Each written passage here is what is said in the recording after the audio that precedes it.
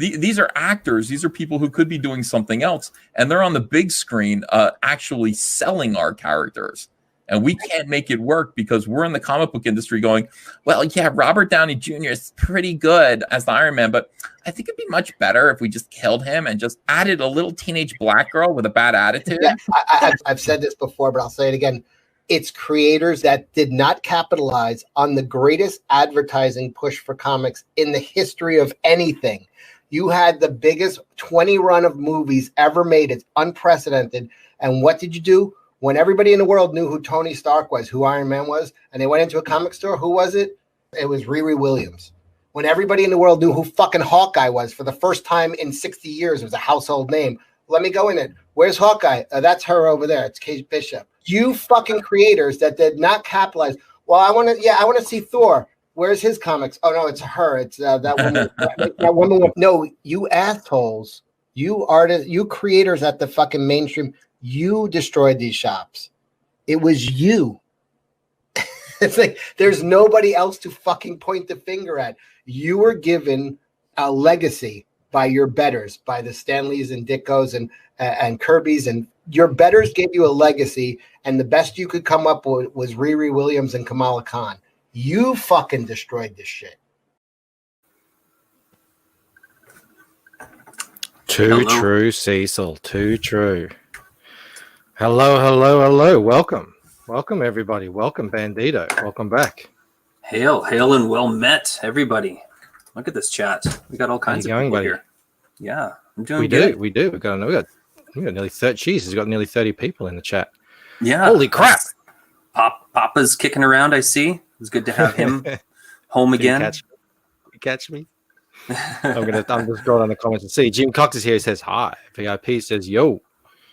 Spirit Scar says a generation of particular superheroes are dead, and COMICSGATE is creating new heroes and new myths. Absolutely. Todd's Truth is here. He says hail. Michael Bancroft, hail right back at you. He says hail chat. Chaotic Neutral is here. He says hail and well met. Lord Finatra, hail. Man, Finatra, that Oxmole video. What a fucking earworm. What an earworm. My goodness. I've been finding myself just like sitting at work going, oh. Does anyone in the cubicle next to you wonder? Luckily, I've been alone. And now we've just gone into lockdown. So now I'm actually working like right there over in this small cottage thing that I've got here. So it's just your wife that hears you going, oh, no, I'm out here. So you got my house, and then we call this the cottage. It's a separate area outside. We've had in-laws stay here. It was the kids' room. It was my office previously. So I'm out here by myself. And the internet. That could be dangerous. No, not at all. Best MCU movie besides the Avengers titles. Oh, what do you reckon, Bandito? I like the original Thor. For some reason, really? That one. Yeah, really? I know. And it's a weird. I just feel like I'd have to kick you. Yeah, I feel like it has the hero's journey in it. Legit, straight from the comics. Yeah. Okay. I have to go back and watch it. I was just going to say, I do remember I like the start. You know how the hammer falls down. It's all a big mystery. I like that bit. I think I like the Guardians of the Galaxy movies. They're the ones I probably go back to the most. I do like Thor Ragnarok as well. I'm probably go against the grain a little bit, whereas I like when the MCU kind of deviated a little bit away from the comics and just sort of tried to find the moviegoers people. Although having said that, I would like to see a more traditional Peter Parker show up at some point. I feel like they've gone back and forth on Spider-Man. They've had one actor who's really good at Peter Parker, but not quite as good with the Spider-Man. And then they have one that's really good with the Spider-Man, but not quite as good with the Peter Parker. And now he's just kind of like middle ground. He's like the average stats character in a video game. I'm ready to see late 80s, early 90s adult Peter Parker married. Yeah. And living his life. Yeah, and, absolutely. I'm ready. Mo Biggs is here. He says, hail, chat. Crackhead says, hail, Bancroft. Oh, shit. Chat is, well, there's a lot of people in the chat here. Yeah. Goodness. I saw some Winter Soldier suggestions as well, and I would say that's probably the best made movie. Yeah. That's a good one, too. Yeah. Tell him Cecil says, but Thunderbuns. I just invited Albino because Blue isn't here and he's usually perfect. our I would love stable that. genius. So if you're around, Joe, we'd love to have you in because this topic you probably would do well with. We need a bodyguard. It looks like Mo wasn't here. He didn't see my lateness. Yes. It's not getting. The teacher was. I know. Distracted. Evening, gent, says Antoine. Billy says he loves this rant. Yeah, that was a good one. That was the first. I'm hearing some more new rants recently, actually, and I've been taking timestamps. Antoine actually sent me a link today as well, which could make a good one. Oh, nice. Phil asks, don't I ever work anymore? This is my lunch break. I'll work on. I've been up since 5 o'clock, working on the Lucent. Why you gotta lie? Then, true story. From 5 till about 8:30, and then I had to set up my my computer and everything from work. I got all my bits and pieces, and yeah, I've been working ever since. This is my lunch break. The wife just Mel. I say the wife. You all know her. Mel just made me a lovely ravioli. Hail, Mrs. B. Got to make sure Bancroft and Blue are fed. Is that why he's not here tonight? You haven't been feeding him? I don't know. I thought he mentioned that he liked the topic, but not seeing him. Emilios Comics. Why do I always struggle with that name? Hail boy, welcome. Mo Big says back the Lucent. It will arrive much quicker than Michael does to his own streams. Yeah, I'm getting through these pages, so I'm gonna have to post an update probably at the end of this week about sort of where I'm at and the progress that I've made, and I'm really happy with how it's going. Oh, we have another update, Mo. Antoine, you're not gonna like this, buddy. I got the folders, that Clayton Barton was showing off. Ooh, they're amazing.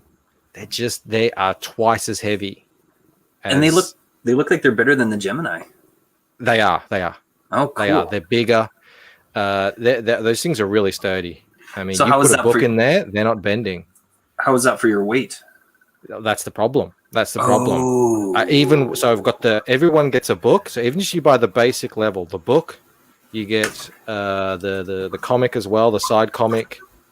You get the 2 prints, and a lot of people will get a sketch card. Some people will get a head sketch. It's over. So it's more than double the weight of the boxes that I've got at the moment. So even with these boxes now, I've got enough weight that I can slip in an extra piece of thick sort of reinforced corrugated cardboard into the box that I've got already, and still be underweight. And that was the plan that I had. But yeah, these things, they're too heavy. So unfortunately, at least for this campaign, I won't be able to send you guys any flat posters, which I know is upsetting. What?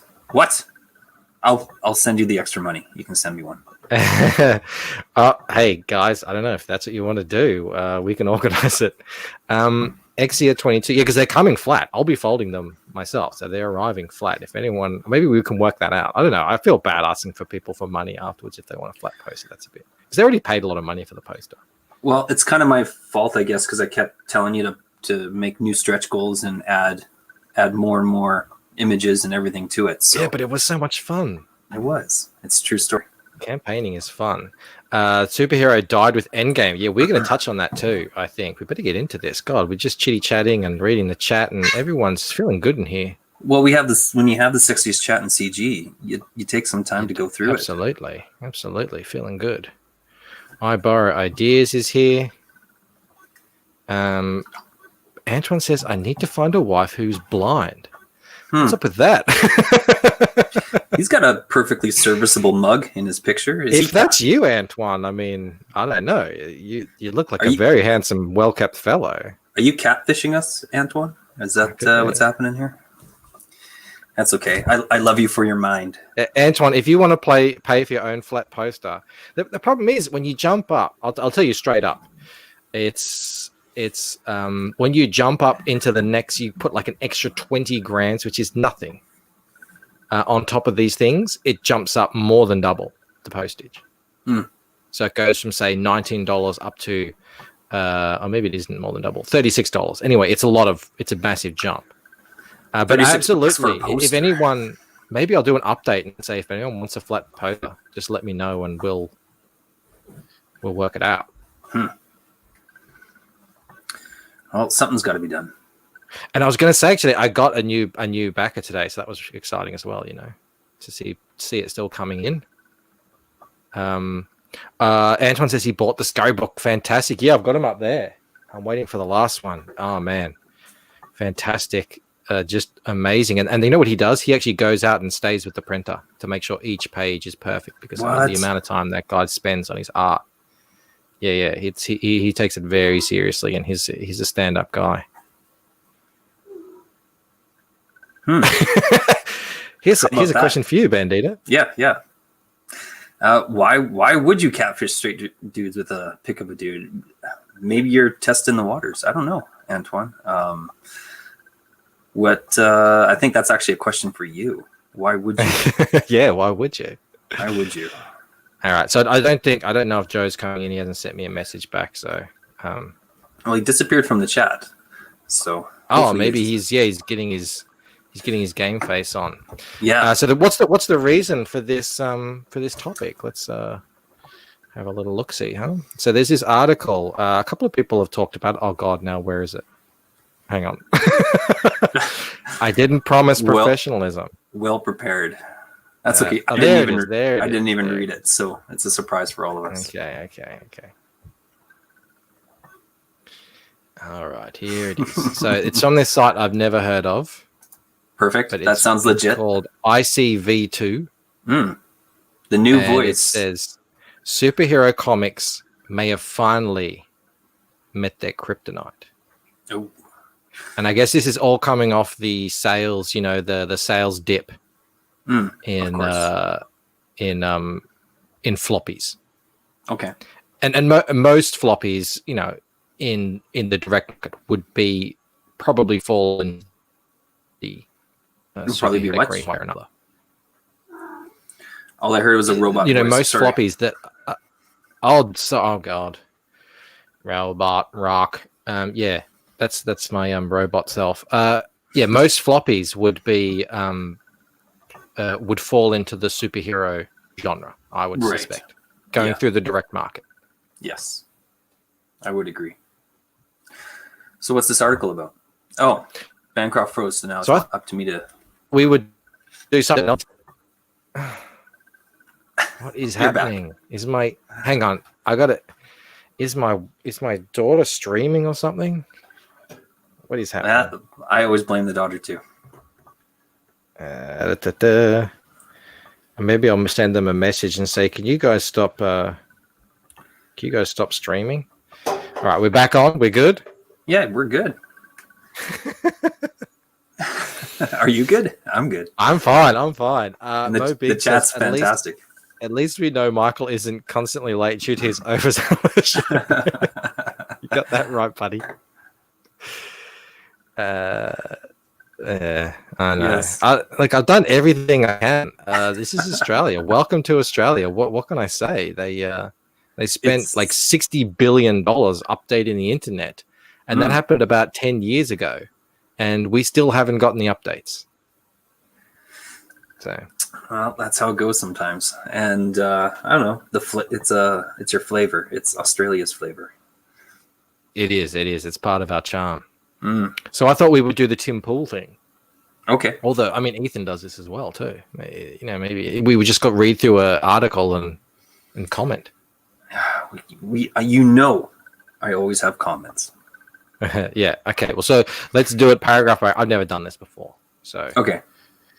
So last week, ICV2 and Comic-Con released their annual market. Oh, that's all boring. I don't want to read this. Yeah. The big news from the survey confirmed earlier hints that we saw back at the conference at New York Comic-Con in October 2019, showing not only a shift from direct market to the trade book channel, but also a shift in format from periodicals to graphic novels.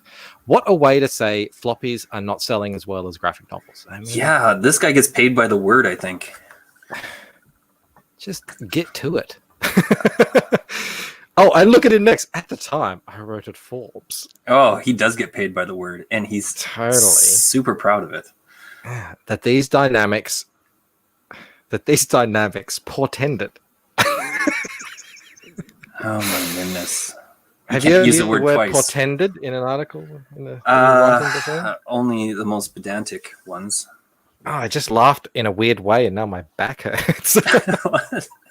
God. You gonna be okay over there? Yeah, I'm getting sharp pains up my back. Oh my goodness. Oh, man. Oh god. Oh god. All right, we'll get through this. We'll get through this. Thank you guys for posting links. Felix Haas, you're awesome. Katic Neutral is in here, plugging himself, but then he hides it with a little bit of something else. Good job, man. Good job. See Passmaster Dan there as well. Great to see you. And Felix, he's doing absolutely. his job. Yeah. Sexiest Yeah, that could be it. I mean, that really could be it. I got no idea. Oh, yeah, VIP says, welcome to 40. I know. And you know what my wife said to me the other day? She said, oh, what's going on with the hair on your back? Savage. And I said, yeah, I could explain it if I was going bald. And I said, it's just migrating down. Yeah. Well, it's getting an early start. Your back is getting an early Jim start. says, I'm turning 40, not 60. I don't know what happened. I just laughed weird, and all of a sudden I got shooting pains. Anton says, I think they write like that in the first paragraph. Has no info, so you can read it in search tool. You need to click the article. Yeah, maybe. I think that's right. And or they just like the sound of their own. And they get paid by the link, and they get or something like that for the go through bonus or something. All right. So these dynamics portended an even bigger change to the fundamental character of the comic market in the US, away from superheroes that have driven sales for decades towards manga and kids comics that appeal to a younger, more diverse audience. I find a problem with that. Do you have a problem with that? I don't think it's that manga specifically appeals to a younger audience. But I guess more diverse audience. Sure. Let's go for the diversity. My thinking is it's not away from it's just what's the word I'm looking for? Incidental. It's just incidental. No, actually, you know what? The assumption is that Heroes didn't already appeal to a younger and more diverse audience. I mean, and that they've stopped. Yeah. If they ever did, which we know they did. Yeah. Still do. And that's the problem, right? Like the problem isn't about the audience that isn't there. The problem isn't that the younger audience is being appealed to by manga. It's that the mainstream has moved away from wanting to appeal to a younger audience. Maybe not. I'm gonna have to think on that. That's like you're getting deep here. I'm just having a sip of my tea. What I was gonna say is, I think it's incidental that the superhero comics are selling less, and that the manga and whatever is selling more. I don't know if kids comics are selling more. I don't know about that. Like certainly, things that go into scholastics are selling more, but that's a whole different story. Mm-hmm. I think it's more that the superhero comics got shit. Yeah. So people stopped reading them. And meanwhile, the manga was good and more people found out about them and they stayed good. So more people were reading them. That's sort of more where I'm thinking has what's happened here. Yeah, that's actually what I was saying. I just couldn't get it out. Okay. Yeah. It's not about the audience being younger or older. It's that the comics became shit. So the audience moved away regardless. And this whole younger audience, I mean, I'm obviously on board. I want young kids to read comics. They're the future. But at the same time, people tend to forget it's not just that you get a new generation of young kids all the time. You also get a new generation of middle-aged people all the time at the same rate. So, I'm 40 now. But when I was a kid, everyone was complaining about how everyone's too old reading comics and they're all going to die and there's not going to be any new kids to come in and read the new ones. Well, here I am. And who's to say that in another 30 years, there won't be, 40-year-olds getting into comics at that time? Exactly. 40-year-olds do enjoy reading comics, especially when you have kids and you don't have time anymore to read novels and go to the movies all the time and all that sort of stuff. You can pick up a comic and be done with it in 20 minutes. Yeah, and also as you get older, you're passing that stuff on too. So the audience should actually be like doubling. Like it shouldn't be becoming less. Right? So why isn't it? Let's find out. Okay, so reaction to this piece was fairly emphatic. Since the suggestion of a move away from superheroes sounds like the end of the world as we know it to a certain demographics of readers and retailers. So fans, comic book fans. Now that we have the full 2019 numbers, we know those trends in fact showed up on the balance sheet last year. What does that mean? So he's basically saying all you idiots out there on Twitter who were saying, COMICSGATE is full of shit. Comics are actually growing. This guy's saying, no, the balance sheet. Zach was right. Yeah, at least he's being honest about it. Yeah. But he don't worry, he'll get his digs in later. Oh, okay.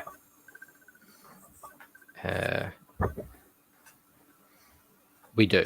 Let's stick to. I mean, we're just talking about what's in the article, so. I had to stop myself from saying 40 years. Yeah. I've been saying that quite a bit. Don't you worry about it. Okay. The loyalty loop. You've got a name for it. I know. This guy's going to be like famous in 50 years. They'll be looking back and being like, whoever this guy is. Who is this guy? But he. Look at him. Yeah. Rob Selkowitz. It's like looking in a mirror, actually. Really? That kind of looks like David Duchovny. I was joking, but yeah. Actually, no, okay. I could do that with my hair. I could part it and put some glasses on, and you could be David Duchovny. Yeah, I had glasses like that, but Mel stood on them. Oh, accident. She didn't like them. Got some new ones. No, she was fine with them. Skip Edwards is here. He says, "Hey fellas, how you going, buddy? Good to see you." Cheers, Skip. Great to have you here. Felix is sharing Butch Cleaver. I saw some amazing Butch Cleaver art on Twitter. Yeah. Just the other day, I chat to tweet it. It's fantastic. I hope we can get some more love for them. Absolutely.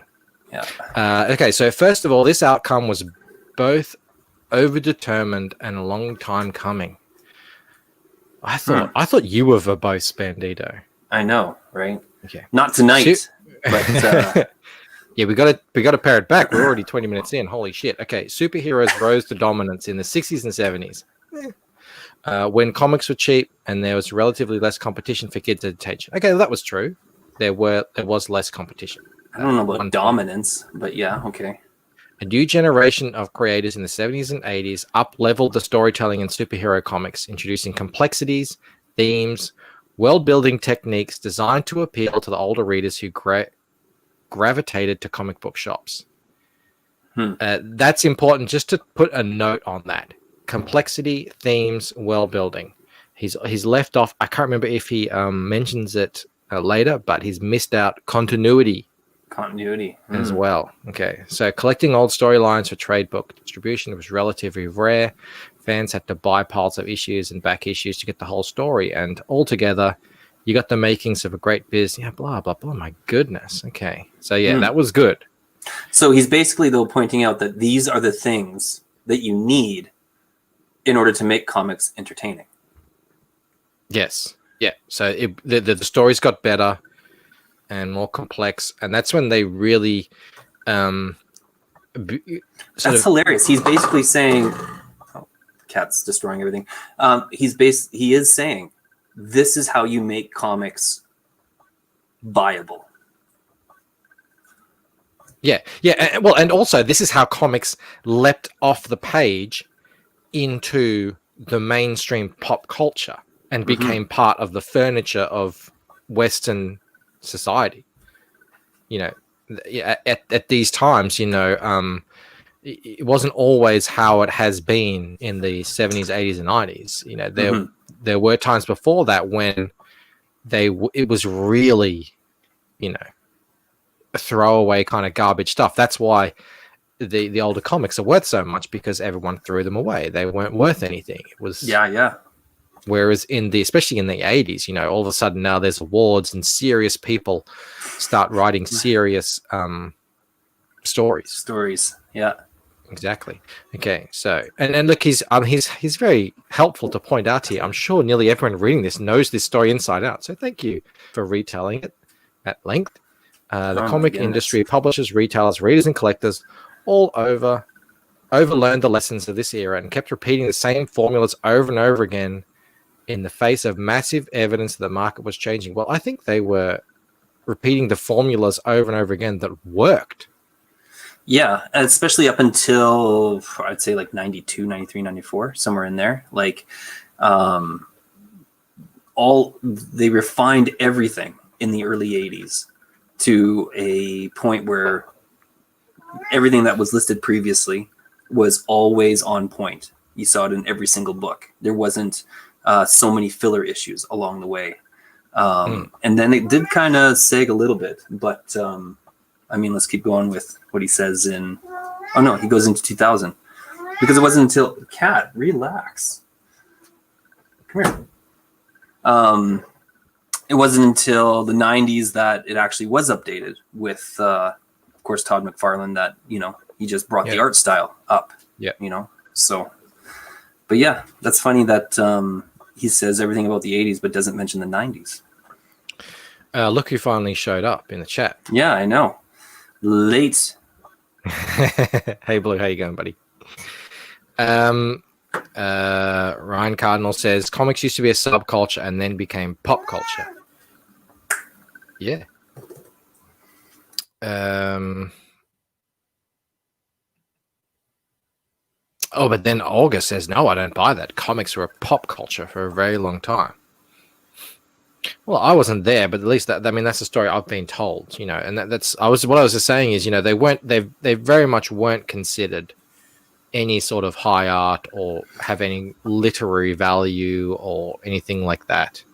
I think at least going back into the past. Yeah, at least through the 80s, I think that they had a warm spot in everybody's home. Maybe not earlier than that, other than the niche market.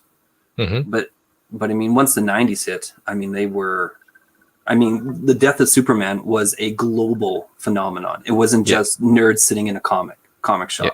So, I mean, it was definitely pop culture. It was definitely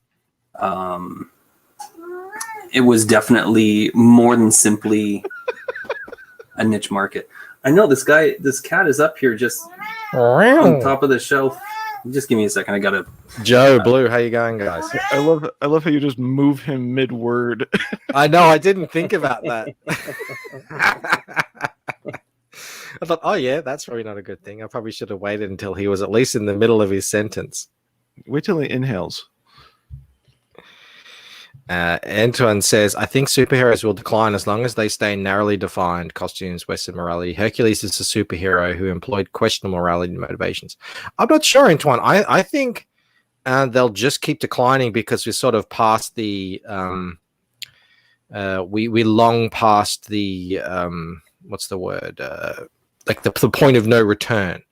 You know, Marvel and DC were warned a long time ago that if they keep heading down this path, they'll get to the point where they'll have destroyed each character to a point enough where getting them back is going to be nigh and impossible. And I think that's the whole point that I'm trying to make here. That this verbose gentleman, as was pointed out, that he's really dismissive and condescending, is trying to argue all kinds of points as to why superhero comic books are in the decline. Wants to look at everything except the fact that the stories themselves are in decline and have been for a long time.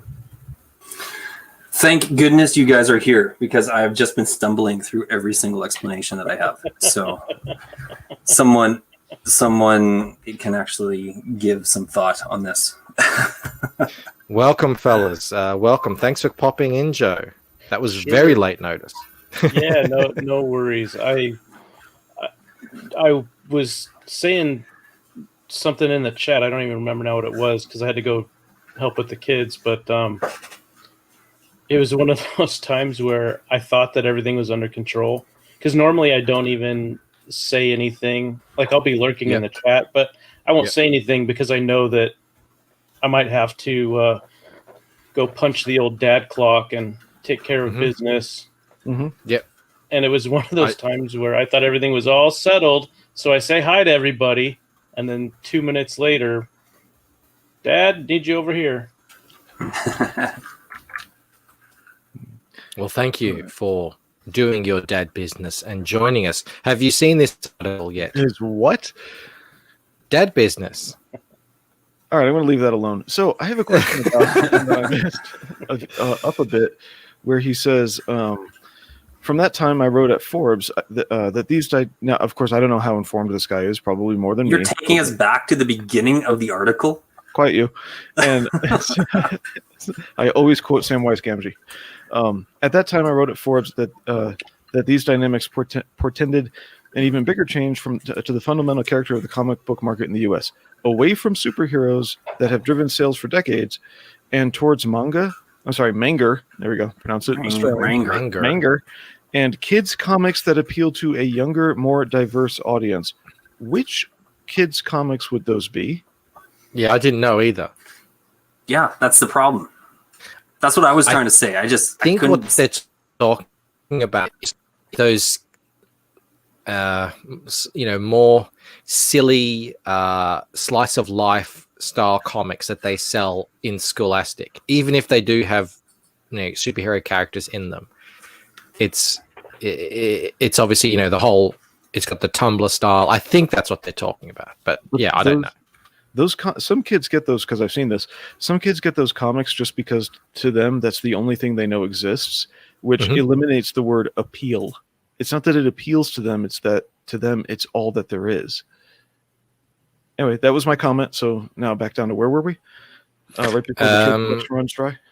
I think we were up to here. So DC and Marvel wasted the better part of 2 decades between 2000 and 2020, failing to react to these changes strategically or incrementally. Given the choice between making an authentic play for a wider, younger audience or trotting out this year's version of the same old tired cliches, reboots, and events, the big two constantly opted for the latter. By the time they made some cursory efforts to adjust to the changing tastes of younger readers, they'd trained 2 generations of fans to resist all change and reject anything that appeared to retract from the dominant style of overdrawn, overwritten, overwrought superheroics. What do you make of that? I'm wondering if he's referring to particular writers and artists, or if he's referring to the whole thing. Because if he was referring to, say, Brian Michael Bendis and his style of writing, I would agree with his characterization. But if he's talking about somebody like Ed Brubaker, I would disagree. Yeah. So I'm not sure if he's saying that.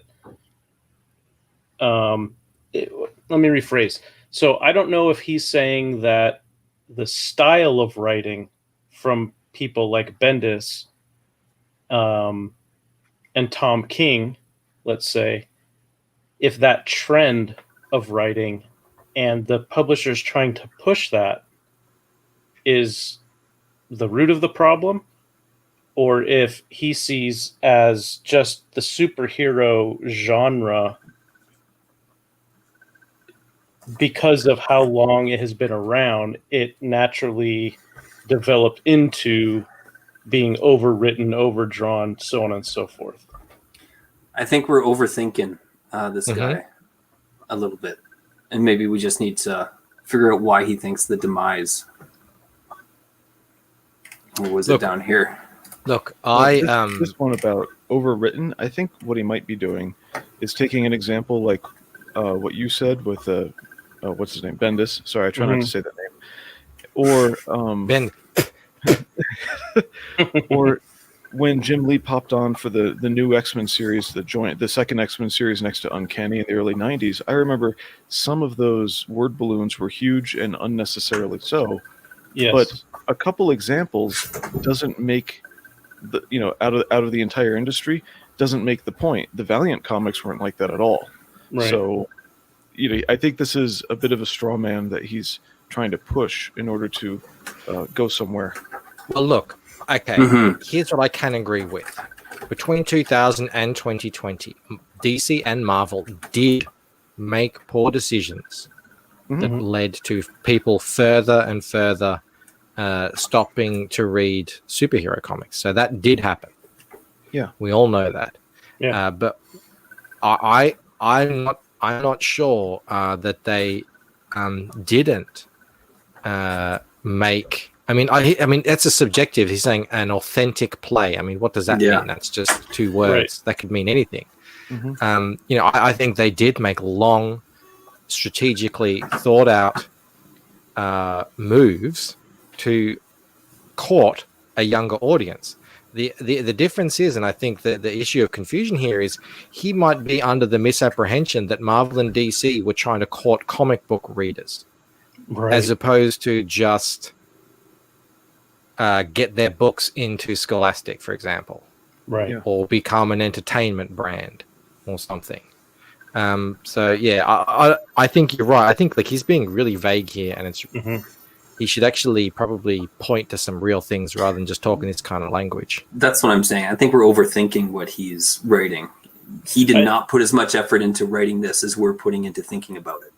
I think there might be, okay, then I'll think about it one more step. There's a pattern I see in the entire article.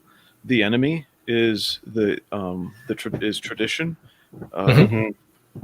Anything that's time tested and that even could be passed down over generations. That's the enemy. As long as he can say that repeatedly, he doesn't have to think too much. Younger, wider audience. That's the play is always for the more diverse.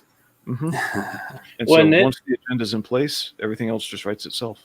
And that betrays a lack of knowledge on his part about comic book history, and specifically the history of the buying habits going back to the start of the industry as we know it in the late 30s, early 40s, where you had successive generations of kids being introduced to comics, and superheroes never got old. As long as you had that pattern of the previous generation introducing these heroes and stories and buying habits to the younger generation, it continued through several generations. We get to now the last 20 years, and the for a lot of different reasons that we really don't have time to cover in the remaining 15 minutes or so. But so there's a very large number of reasons that in the last 20 years that did not happen. So there was basically the older generation dropping the ball, so to speak, instead of handing it off to the next younger. So in that sense, there might be an argument where you could kind of see, well, superheroes might be in trouble, but that's not due to the characters or the stories. It's due to the people who were supposed to be stewarding the comic book art form, and them not doing a good job at stewarding it and dropping the ball instead of handing it off to the next generation who's supposed to carry it forward. Yeah. And the thing too is, like, the comic book industries have always had poor decisions that they've made every single year that they were able to absorb because they had certain things that were always hitting their mark. And there is a certain amount of poor choices that Marvel was able to make until, like 1994, when it just seems like every single choice they made only took away from their audience and didn't add anything new. But the idea of poorly written storylines, I mean, there was always books that were canceled after half a dozen issues. There's always been characters that they had great hopes for that never turned into anything.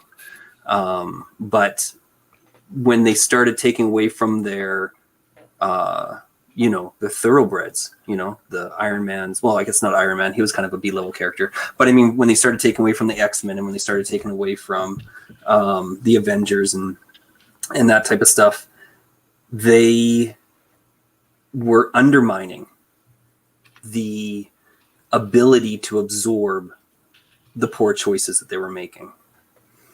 All right, let's keep trying to get through this thing. So I jumped down to this article. Flipping through has a good comment here. He says, no, taking comics out of grocery stores and gas stations is what killed it. That's Kids part read of it. scholastic crap because it's easy to get. I'm a teacher. I see it every year. Well, that definitely, what that killed, I don't know if that killed, I don't know if you can blame that on, the down in the decline in sales to the people who go to comic book stores, because that is actually happening.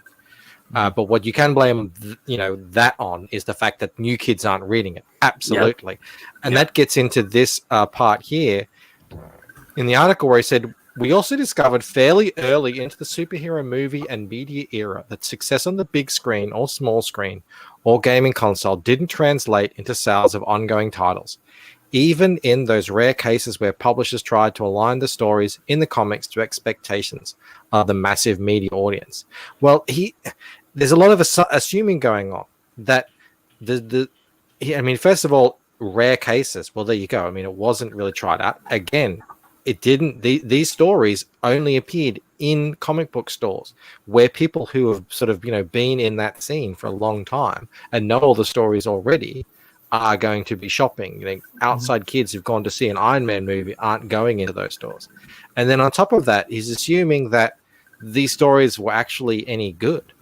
They actually, grabbed the person in the same way that the movies were doing it, just because they maybe somewhat reflected it. And again, rare cases by his own admission doesn't necessarily mean that you're going to capture these audiences if the stories aren't well written.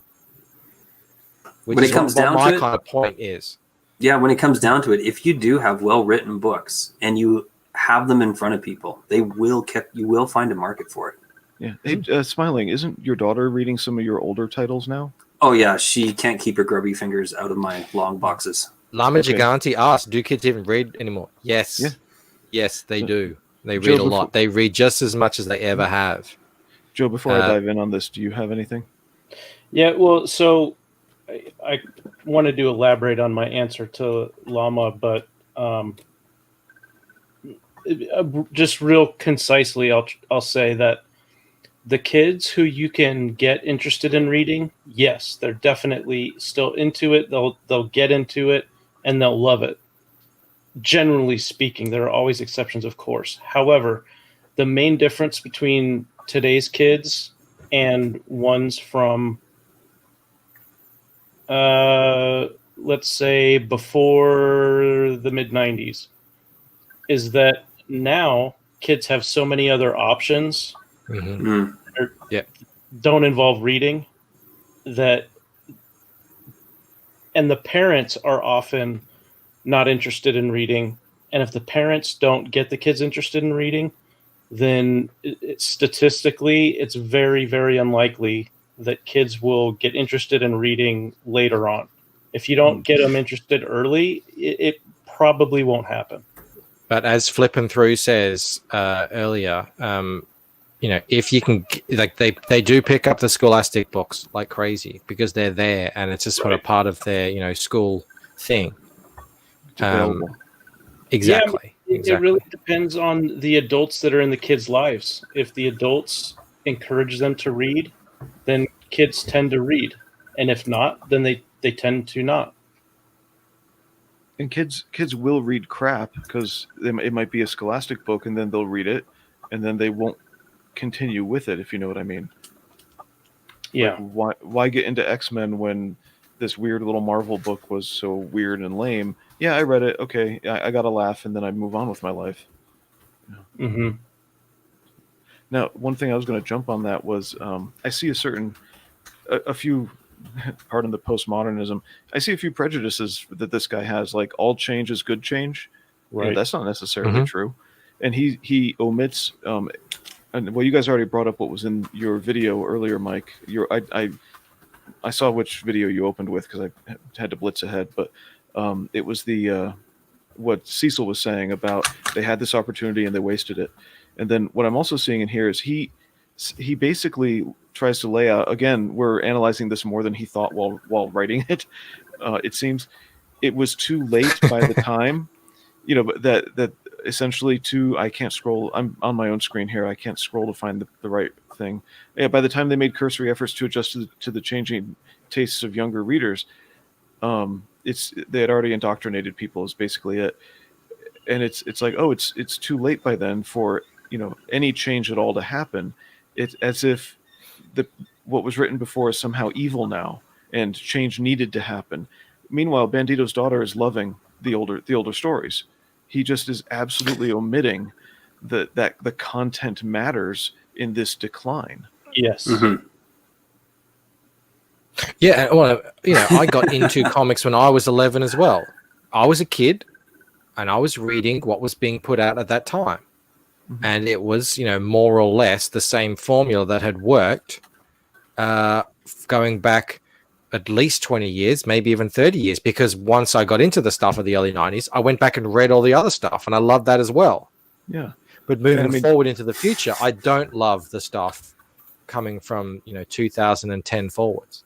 My dad's old comic books, the Yellow Spine ones, National Geographic, those were great comic books I was into when I was 11. Yeah, and they were good reads. I mean, we know the further back we go, the better these stories get. And even writers now who are complete shit used to be better the further back we go, because there was a different type of story that was needing to be told. Barring a few curious folks who check out DC and Marvel shelf because they like the movies, that generation is never going to feel the same bond with superhero comics as their elders. As I wrote earlier this year, they may retain the comic buying habits into adulthood, but they lack the quote-unquote training that past generations had in continuity, collectability, and canon. Well, there you go. It's not training. There is no continuity. There is no collectability, and there is no canon. Canon doesn't this is what we've been saying the whole time. They threw out continuity as a concept. Collectability, forget it. And canon, they laugh and mock the very concept of canon. Yep. So why would they need to be trained in that? I feel like this guy doesn't have a clue what he's really writing about. He's sort of bringing up all the arguments that we've been making without realizing that we've been making them, and giving a superior prognosis for years now. It's almost like he expects that the quote-unquote training he described, that kids today should just pick that up through osmosis, that they should magically absorb it from the atmosphere. Well, if what is available on the shelves is garbage and the kids aren't interested in it, that's assuming that they have somebody who can get them access to the books, because as was it Flippin' Through who talked about the collapse of the newsstand distribution? Yeah. Where, when I was a kid in the early 80s and well into the early to maybe mid 90s, comics were everywhere. Gas stations, dentist office, drugstores, grocery stores. You almost couldn't go somewhere in a week and not see them somewhere. So, yeah, I mean, if they're not around, easily accessible. I didn't get to a comic book shop. I didn't even know they existed till I was 16. Because, like I said, I could just get them anywhere. And I could walk there if I needed to. The accessibility was fantastic. So if you don't have the stuff accessible, and you don't have, let's say their parents in the last 20 years stopped reading comics because the content turned to garbage, then yeah, those kids are going to have a hard time finding stuff that they like. Going beyond that, a little bit back to this paragraph, the sort of the main point that I wanted to highlight with this whole article is, Lama Gigante says here in Zach's voice, nothing matters. So exactly. So what you've got is this enormous multi-billion-dollar experiment of the MCU telling you to your face that yes, people actually do want superhero stories. Right? But they want good ones. They want ones that are entertaining. They want, this whole experiment with the MCU is the first time across many movies, different characters, different creators and everything, all came under one umbrella. And what did it copy? Comic book continuity, canon, that whole idea. And well, lo and behold, it was amazingly successful, just like it was in comics. Now they threw all that out in comics, and as Lama Gigante said, now you've got the whole nothing matters, and it's all, we can just do whatever we want with canon and everything. Anyone who comes into that, whether they've been trained according to this guy or not, is going to read that and just not have the same connection. The stories are not following the hero's journey. There's no continuity. You can't read a comic from today and then go back and start reading these characters in past issues, because there's nothing going to connect. It's not part of the same thing. The canon is all out the window.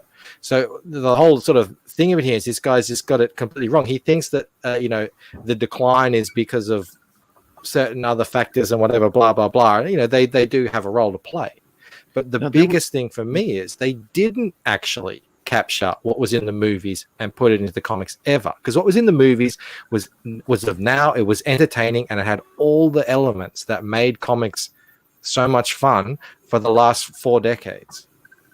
They could have, what would make sorry, Bandito, I was just going to say real quickly, Marvel could have made an MCU imprint or an MCU line and just simply had, like the way they did with the Ultimates in the early 2000s. And they could have just had, that would have been a perfect entry for new readers into the Marvel Comics universe. And they could have gotten in with those books and then found Marvel's other stuff. What were you saying, Bandito? I was just saying, I think what we're really lacking is this guy writing comics for kids, because I think he's got a real gift for, reaching that young audience. What, the guy of the article? Yeah, wouldn't you say? And Justin Dutton as well says, there are other things happening in there. The rebooting, that's what kicked me out of it originally when I was a kid. Was to follow one storyline, you had to buy too many things. You had to buy all these different things. That's a good thing again about the MCU that they did. At least for the kind of first 2/3 of it, you could just go to a movie and watch that movie by itself and enjoy it. You didn't have to watch everything in the past. Endgame and that were a little bit different, but this is sort of the whole point of it. It's been proven, the many billions of dollars, that kids are interested in superheroes. They're just not being given a quality superhero story in the comics, and haven't for a long time, and that might be reflected in the sales here. I like he's also said, look, this is a little hidden dig at us too. They've also endured a lot of gatekeeping, condescension, and abuse from self-appointed comics traditionalists. See what I mean? Like his talents are being wasted. We need to get this guy at a drafting table. Yeah, which probably doesn't make the delights of old school fandom seem very appealing. The long while look this pointing to the decline of superhero comics is like one of those Agatha Christie mysteries where there are too many sets of prints on the murder weapon. Everyone has taken a swipe at the body and still not quite dead. In fact, even though the superhero-dominated category of periodicals sold through the direct market has been eclipsed by the faster-growing channels and formats, they still represent a hefty chunk of the total. Well, it just goes to show there's still people who are out there who will hope the ship is going to be turned around. But I would love to see they that. can come over to CG, Yeah, and see some new captains of their ships. Yeah. In that I think I'm cutting in at a bad time. I'm not sure, but go on. In that paragraph above the long twilight, what we see is I'm not clear on which they he means. He's got pronoun issues. Barring a few curious folks who check out DC and Marvel stuff because they like the movies, blah blah blah. This generation is never going to feel the same bond with comics as their elders did or felt. As I wrote earlier this year, they is it the Illuminati may retain the comic buying habits into adulthood. Fine, okay, but they lack the training that past generations had in continuity, collectability, and canon. Michael, I had a similar experience as what you described regarding running into having to buy too many books in order to get one story, because right away there were crossovers in the early '90s X-Men with X Factor, X Force, etc., and that. But they were simpler crossovers. It wasn't events now like you see with what was that one? Absolute Carnage was this massive event, and everybody has a tie-in, but it's not really a crossover. So you have options to buy and whatever. Oh my God, it really was too much. That was a turnoff. But the first thing I ran into could have been a hindrance or irrelevant, and it became a hindrance and then became irrelevant. I started reading X-Men among other things, and I didn't know the characters that existed, but it mattered to me that the character I was reading and getting to know, let's say Wolverine in the team, was the same Wolverine that he was before I started reading. And with the other people at the comic shop, there was a community there that told me, oh yeah, this happened before. And on one hand, I would feel like, well, there's all this catching up I have to do that I can't. It's too much of a burden to bother with. But then at the same time, I enjoyed just getting to know the characters in my own time from where I picked it up, and it wasn't a problem at all. I mean, a couple of back references, but they'd put a footnote in there and it was fine. So I didn't really have to have the whole back catalog, yet it still mattered to me that I was reading the same personality in Wolverine or Jubilee as had existed in the continuity that I dipped into late, and not just, oh, it's my generation, it can be its own thing, irrelevant of history. It mattered that this world existed, with or without me, consistently. Yeah, and I had the exact same experience. I mean, I got into comics, like I said, early 90s, and I just was ravenous with the stuff, and I wanted to know the back issues, and it all just, it slipped in perfectly. I read stuff from going all the way back to the 60s. And, all that really, I mean, obviously the storytelling methods do change a little bit, and that's fine. But, they're the same people, exactly like you said. There's canon, there's continuity, and all that sort of stuff. So it was something. But, can you imagine, say reading a Spider-Man comic or whatever, a whole bunch of different comics from today. They don't match back with... No. I can't read. It's actually becomes difficult to read, like Thanos when you read him from the 80s and then skip forward and see he's getting beaten by Squirrel Girl.